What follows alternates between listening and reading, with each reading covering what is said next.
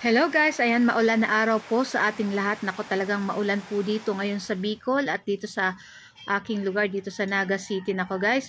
So sa mga ano po diyan na lumalabas, huwag niyo pong kalimutan magdala ng payong para hindi po kayo guys mabasa. So pag ganito po guys talagang maulan, nako masarap pong kumain ng kahit na ano.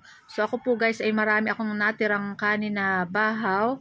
Natira ko pa kahapon. So para hindi masayang, ipa-fried rice natin yan dyan guys. At magigisa po ako ng sardinas na lalagyan natin ng kamatis. Yung kamatis ko guys na nabili is galing pang Baguio. Kaya maliliit siya, parang cherry tomato yung tawag doon. So manamis-namis siya guys at mapula talaga. So magpiprito rin po ako ng saging na saba and magpiprito rin ako ng luncheon meat para sa ating isahang kain na lang guys. Kasi late na rin ako ng breakfast, late na rin ng lunch. So, advance para sa dinner. So, hindi na rin ako magdi-dinner. And ito na yung aking kakainin. Pero, syempre guys, madami pa din ito guys. Kaya yung gustong kumain dito, ayan, pwede kayong pumunta dito guys. Charot! So, nagisa ko ng bawang at sibuyas dyan guys. At pagkatapos nilagay ko na dyan yung ating 7 pirasong kamatis na maliliit. At nilagyan ko na yan dyan guys ng asin para may lasa na po yan. At pagkatapos, ilagay na natin dyan yung ating 1 pirasong lata ng sardinas. Ayan.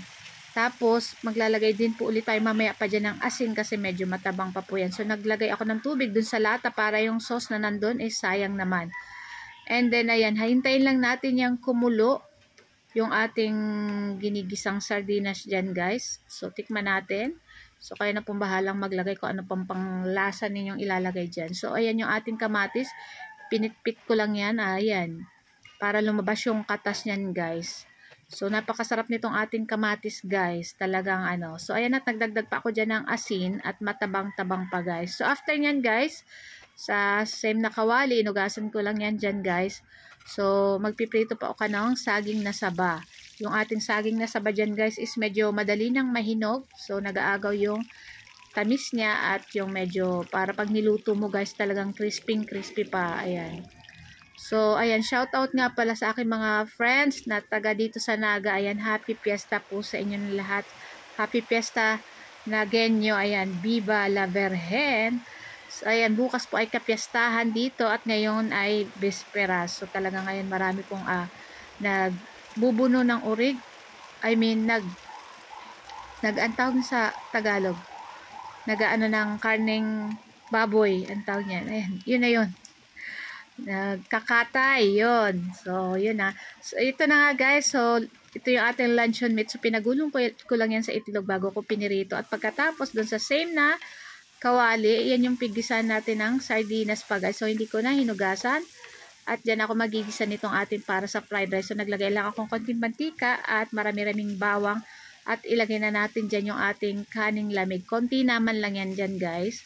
So, sayang naman ito, itatapon pa natin yan sa pig fried rice ko na lang guys. At bagay na bagay naman po yan dito sa ating sardinas na napakasarap.